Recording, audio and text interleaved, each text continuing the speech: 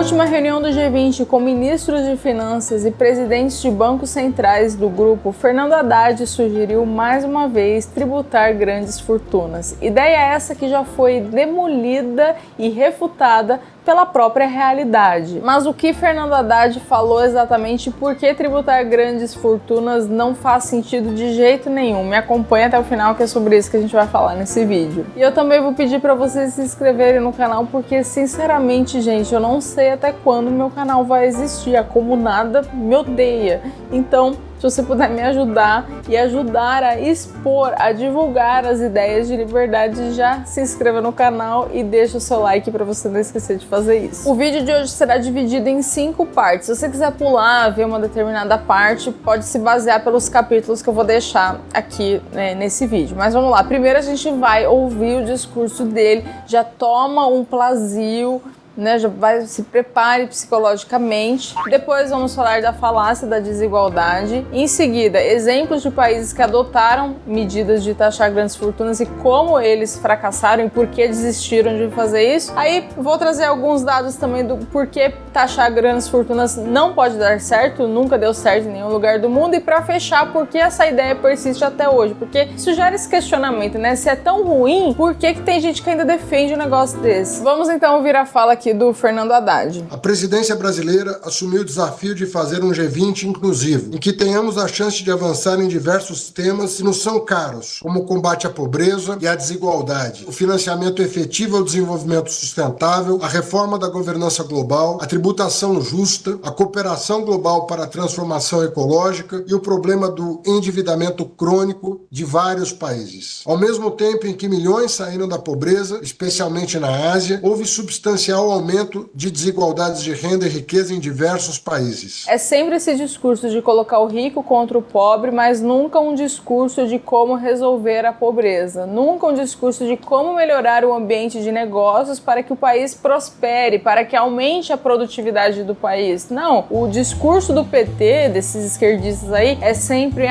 social, nunca é em termos práticos de como que a gente vai gerar mais riqueza. E falando de riqueza, uma das falácias mais absurdas que a gente ouviu de muitos esquerdistas é a falácia da nona economia do mundo. Ai não, mas o Brasil tá voando porque agora somos a nona economia do mundo. Esse tipo de pensamento é de uma ignorância tão grande, porque nona economia do mundo em relação ao PIB nominal. Mas a métrica mais realista não é o PIB nominal, é o PIB real, que é o PIB per capita. E no caso do PIB per capita, o Brasil ocupa a posição 66, então bem longe aí de ser um país referência nisso. E entre outras, além do PIB, a gente pode ver o atraso do Brasil por esse gráfico aqui que eu gosto muito, que compara a produção industrial do Brasil e do mundo. Então a gente vê que são anos de atraso, de uma produtividade lixo. E aí tem muitas causas. Acho que uma das principais é justamente a CLT, essa restrição de contratos, essa dificuldade de contratar, de demitir, né, que a esquerda adora falar. E aí o resultado é essa produção industrial atrasada. Ou seja, a gente tem um problema muito maior, que é a produtividade do Brasil, mas ninguém fala isso, fica nesses discursos aí de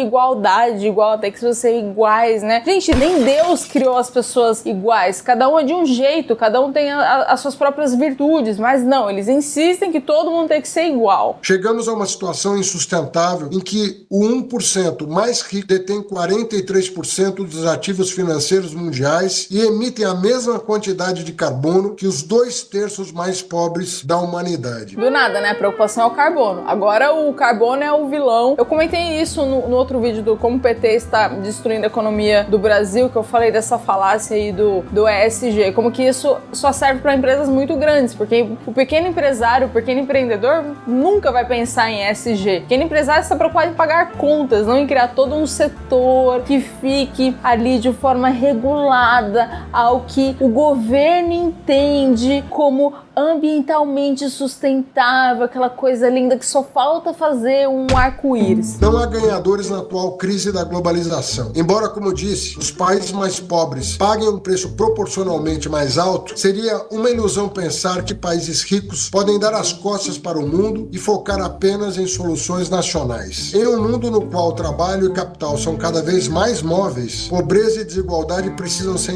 enfrentadas como desafios globais, sob pena da ampliação superação das crises humanitárias e imigratórias. Os temas que a presidência brasileira propôs para essa primeira reunião de ministros das Finanças e presidentes de bancos centrais do G20 em 2024 emergem exatamente do objetivo de construir uma nova globalização centrada na cooperação internacional para a solução dos nossos desafios sociais e ambientais. Eu já vou falar aqui no vídeo, tá? Que ele tá falando de cooperação internacional. Eu já vou explicar como que outros países da OCDE estão tratando as medidas propostas pelo Haddad. Eles derivam diretamente das prioridades anunciadas pelo presidente Lula para o G20 em 2024, que são justamente o combate à fome e à pobreza, a promoção do desenvolvimento sustentável e a reforma da governança global. Acreditamos que a desigualdade não deve ser apenas tratada como uma preocupação social, um mero corolário da política econômica. A desigualdade não deveria nem ser a preocupação, até porque as pessoas são diferentes, mas é sempre assim, sempre esse discurso de desigualdade. Nossa proposta é centrar a desigualdade como uma variável fundamental para a análise de políticas econômicas. Queremos desenvolver as ferramentas analíticas mais adequadas para isso, nos beneficiando de pesquisas recentes de economistas e outros cientistas sociais que têm dado importantes contribuições ao tema. Reconhecendo os avanços obtidos na última década, precisamos admitir que ainda precisamos fazer com que os bilionários do mundo paguem sua justa contribuição em impostos. Ai, meu Deus do céu! Então, assim, o bilionário, o empresário... Vamos pegar aqui um exemplo, o Elon Musk.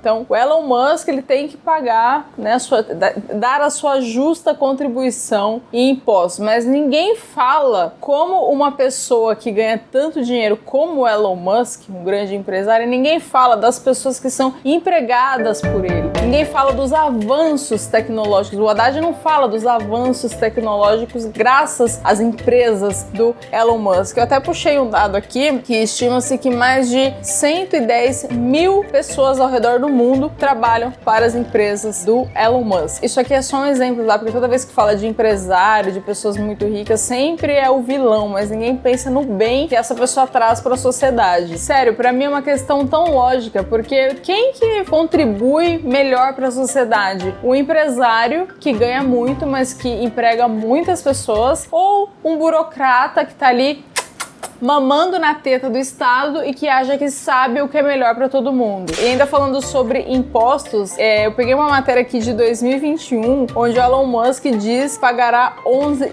bilhões de dólares em impostos, mais do que qualquer americano na história. É que assim, até isso é uma coisa que a gente trabalha aqui no escritório, tá? Tem até esse QR Code para você entrar em contato caso você tenha interesse em nossas soluções. Mas de fato, uma pessoa que ela vem construindo patrimônio, ela tem que se preocupar em otimizar impostos, em sucessão, ela tem que se preocupar com isso. Se ela não se preocupa com isso e deixa tudo no Brasil, nessa palhaçada que é o Brasil, a família vai ter problemas. Mas isso não significa que a pessoa não vai pagar impostos. O que dá pra fazer é pagar menos impostos, porque ela já paga muito. Mas deixar de pagar impostos, ainda mais no mundo que a gente vive hoje, 100% é praticamente impossível. Não tem como você fazer isso de uma forma legal, claro. Vamos aqui terminar de assistir esse show de horrores aqui. Além de buscar avançar nas negociações em andamento na OCDE e na ONU, acreditamos que uma tributação mínima global sobre a riqueza poderá constituir um terceiro pilar para a cooperação tributária internacional. Aqui ele sugere uma tributação mínima global sobre a riqueza, basicamente para evitar fuga de capitais, ou seja, de forma indireta ele admite que taxar grandes fortunas não é uma medida muito eficiente. A gente já vai mostrar isso no vídeo. Existem alguns exemplos muito claros onde países decidiram tributar grandes fortunas e houve de fato essa fuga de capital, como por exemplo o que aconteceu na Noruega. É até recente essa notícia: super ricos abandonam a Noruega em massa após aumento de impostos. Rico não é burro, rico sempre encontra uma maneira de pagar menos impostos. E sabe outro argumento que eu acho o máximo quando eu vejo um esquerdista falando? Eu acho que eu tenho que colocar, e se você quiser eu faço um vídeo sobre isso, comenta aqui, das coisas mais ditas pelos comunistas comunas. Eu tenho vídeo 100 coisas que todo comuna gosta. Assiste aqui, esse aqui ficou muito bom. Mas eu acho que eu posso colocar, tipo, 10... acho que 10 tá bom. 10 expressões típicas dos comunas. E uma delas, toda vez que o assunto é grandes fortunas, eles falam o seguinte: não, mas eu tô falando de grandes fortunas, não de pessoas como você. E assim, né, vontade que eu tenho de responder é quanto que você sabe quanto que eu tenho. Mas, segundo, é uma questão lógica, gente. Se a pessoa ela tem dinheiro no país, ela tem a oportunidade de transferir o trabalho dela, transferir as atividades empresariais dela para outro país, vocês acham que ela vai continuar num ambiente hostil, onde ela tem que pagar mais impostos? Não adianta. As pessoas e as empresas sempre vão para lugares onde há menos impostos. O Jeff Bezos também fez esse movimento de mudança. Eu não lembro, eu vou deixar a notícia aqui, mas ele mudou alguma coisa, não lembro se foi de Nova York ou da Califórnia, de algum estado esquerdista aí dos Estados Unidos, e mudou para a Flórida, porque a gente sabe que a Flórida é um estado republicano e que cobra menos impostos. Claro que depende do assunto, mas no caso dele fez sentido, isso gerou uma economia muito grande. E de novo, o meu escritório trabalha com diversos bancos, diversas companhias americanas e muitas delas estão situadas em Miami, na Brickell. A gente sente esse movimento de muitas empresas saindo de Nova York, saindo de Manhattan e vindo para Miami, tanto que tem até o apelido que Miami é a Manhattan do Sul, porque está atraindo muitos investimentos, muitas empresas por conta do imposto ser mais atraente. Existe um estudo também do Observatório de Política Fiscal da FGV que mostra que, na verdade, as receitas de impostos sobre a riqueza geralmente são baixas. Então, pegando alguns exemplos como Espanha e Suíça. Então, em 2016, as receitas tributárias dos impostos individuais sobre o patrimônio líquido variaram de 0 a 2% do PIB na Espanha e 1% do PIB na Suíça. Ou seja, tributar ricos, se pegar o histórico de outros países, não foi algo que trouxe tanta diferença assim na economia. Então, a gente já tem dois motivos muito claros. Primeiro é a fuga de capitais e segundo, não deu tanta diferença. Aí agora na prática, como que isso acontece? Um dado irrefutável é esse aqui do INSPER. O número de países da OCDE que tributam fortunas vem caindo, justamente por ser uma medida tão ineficiente, uma medida que não traz o resultado esperado. Esse número vem caindo porque muitos países estão desistindo desse imposto. Além da fuga de capital, de representar uma parte muito pequena do PIB, de países da OCDE desistindo, a gente ainda tem mais uma questão também que os comunas não falam muito, que é a questão da curva de Laffer.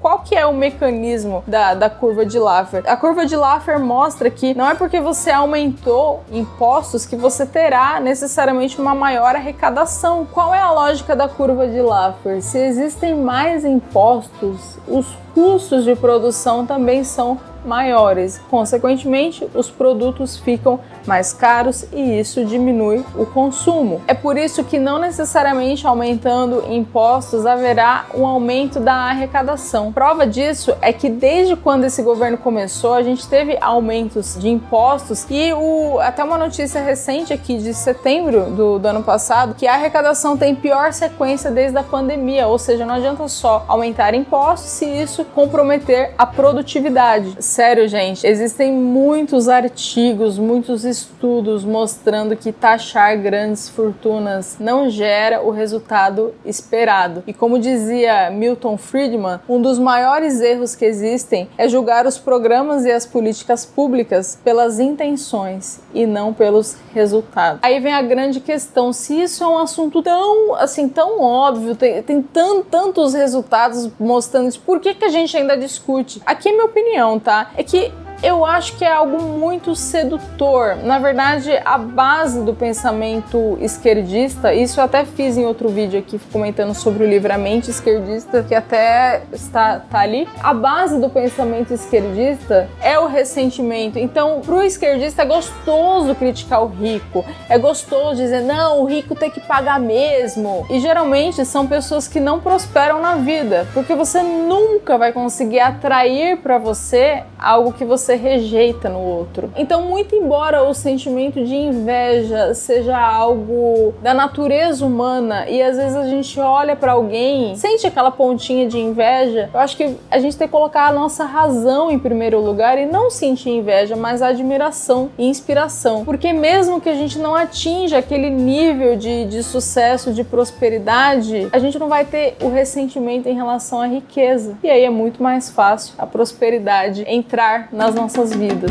Eu acredito que dinheiro, riqueza é muito mais do que o material. Existe uma questão espiritual e energética em relação a isso. Então, se você é uma pessoa ressentida com pessoas ricas, a chance de você ser sempre um derrotado é enorme. Então, mude esse pensamento, mesmo que seja algo natural, tente olhar com outros olhos. Então, veja, apesar de ser uma medida que nunca deu certo, a gente tem dado, tem estudo, tem artigo, tem um monte de coisa. Por que as pessoas gostam? Porque no fundo isso preenche aquele sentimento de não, quem prosperou tem que pagar mesmo. Tem até uma frase do Mises também que ele fala, que é: taxar os lucros equivale a punir o sucesso. Isso aqui é muito forte. Então, de fato, como essas pessoas geralmente não tiveram sucesso ou tiveram sucesso dependendo de alguma mamatinha do Estado, aí é fácil, né, você criticar o outro e você querer que um empresário, alguém da iniciativa privada,